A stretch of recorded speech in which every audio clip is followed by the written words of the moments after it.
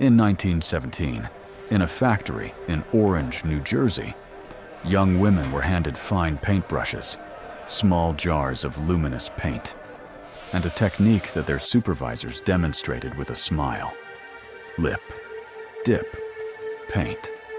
Bring the brush to your lips, point the bristles to a fine tip, dip it in the radium paint, and apply it to the watch dial. Lip, dip, paint. They did it hundreds of times a day. They were never told what was in the paint. They were never told what it would do. They were told it was perfectly safe. And they believed it. Because why would anyone lie about something like that? The United States Radium Corporation opened its factory in Orange, New Jersey during the First World War. The demand for luminous watch dials was enormous. Soldiers in the trenches needed to read their watches in complete darkness. And radium paint was the answer. It glowed. Beautifully. Constantly. A pale green-white light that required no electricity, no flame, no source. Just the invisible energy of radium, decaying slowly, radiating constantly, lighting up the dial of a watch that a soldier could read in a trench at 3 in the morning. The factory in Orange hired young women from the local community. The pay was exceptional for the era, 3 times what most women could earn anywhere else. The work was considered glamorous. The girls who worked there were called the Shining Girls, because when they left the factory at the end of each shift, their hair glowed, their skin glowed, their clothes glowed. They were luminous, and they thought it was wonderful. The technique was called lip pointing, because a fine brush loses its point after each stroke, and the fastest way to restore it was to bring it to your lips. The supervisors demonstrated it. The managers approved it. The company knew about it. And the science that the company had already seen, already reviewed, already understood. That science said something very different about what was happening to these women. The company knew what radium did to the human body. They had seen the studies, they had read the reports, and they said nothing. The first signs appeared within years. Toothaches that would not go away. Teeth that loosened and fell out for no apparent reason. Jawbones that began to deteriorate from the inside. Fractures in bones that should have been perfectly healthy. Pain that started in one place and spread and spread and never stopped. The women went to doctors. The doctors were confused. They had never seen anything like this. Healthy young women, their bodies failing from the inside, in ways that made no medical sense. Some doctors suggested the women were simply unwell, that it was a personal problem, that they were perhaps not as healthy as they appeared. The company had its own doctors examine the workers. Those doctors found nothing wrong. Grace Fryer had grown up in Orange, New Jersey, the daughter of a working family, a young woman who had taken the factory job because it paid 3 times what she could earn anywhere else, because it felt like an opportunity, because she believed in the people who employed her. She had lip-pointed thousands of brushes.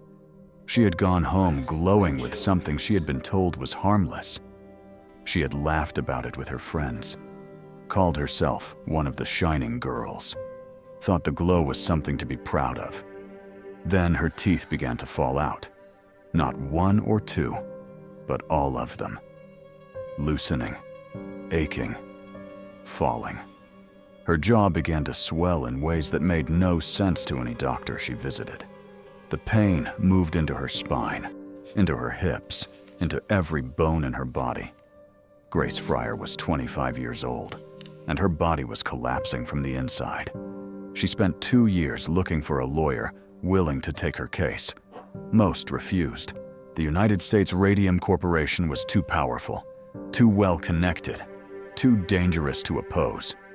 And Grace Fryer, in constant pain, with a body that was failing her more every single day, began to fight. Not just for herself, For every woman who had ever brought a brush to her lips in that factory. For every woman who had gone home glowing and thought it was beautiful. For every woman who had trusted the people who employed her and been told that trust was foolish, too late to save herself. Grace Fryer found 4 other women willing to stand with her: Edna Hussman, Catherine Schob, Albina Larice, Quinta McDonald. 5 women against one of the most powerful industrial corporations in America. 5 women whose bodies were failing. 5 women who had been told the poison was safe. 5 women who had gone to work every day, lip-pointing brushes, trusting the people who employed them, and been betrayed completely.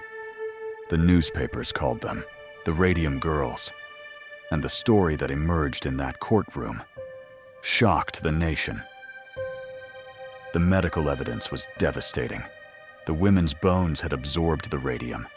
Because radium behaves like calcium in the human body, it travels to the bones, and it stays there, decaying, radiating, destroying from the inside.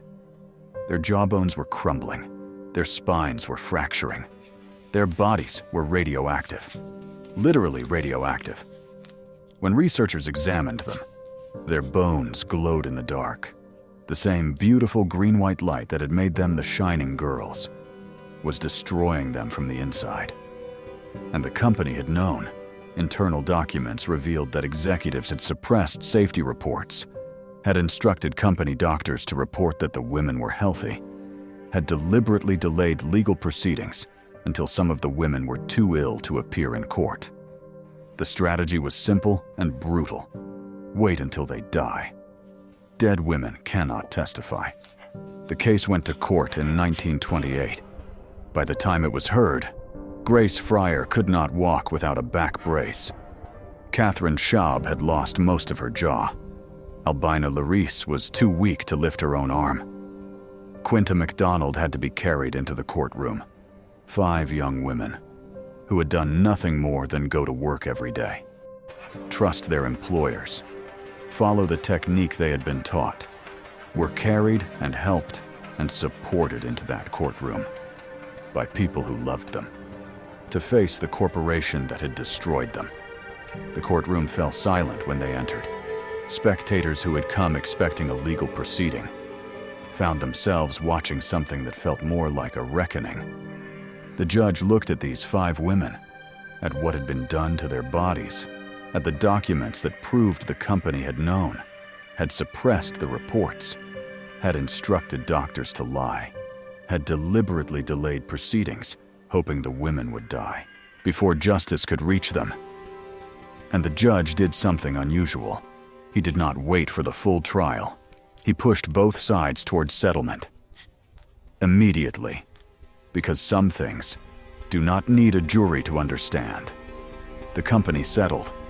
$110,000 divided between 5 women whose bodies had been made radioactive by people who knew exactly what they were doing.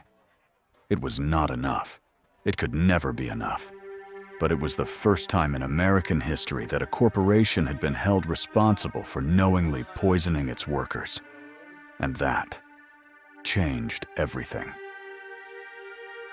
The Radium Girls case became the foundation of modern worker safety law in America.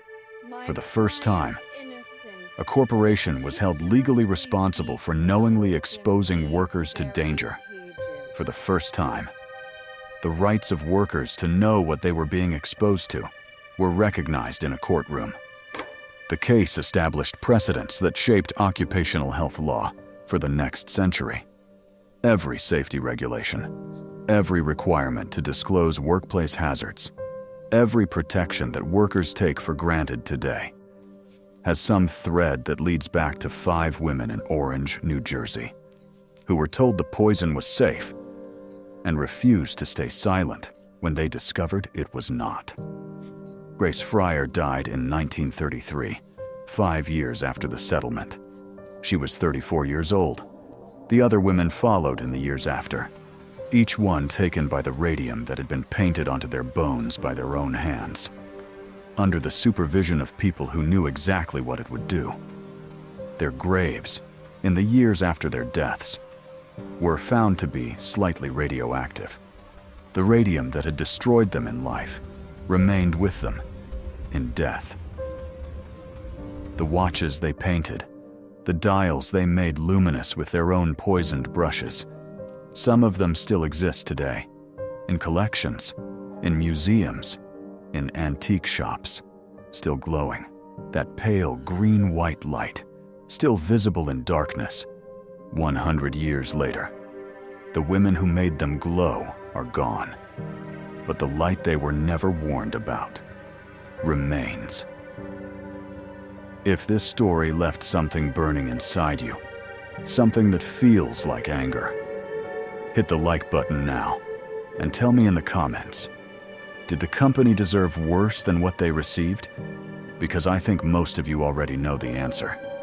Subscribe to Morbid Heritage, because next week we go to France, to the story of a man so charming, so elegant, so completely convincing, that 10 women agreed to marry him. None of them survived. The true story of the Bluebeard of Gone By. We will see you in the dark.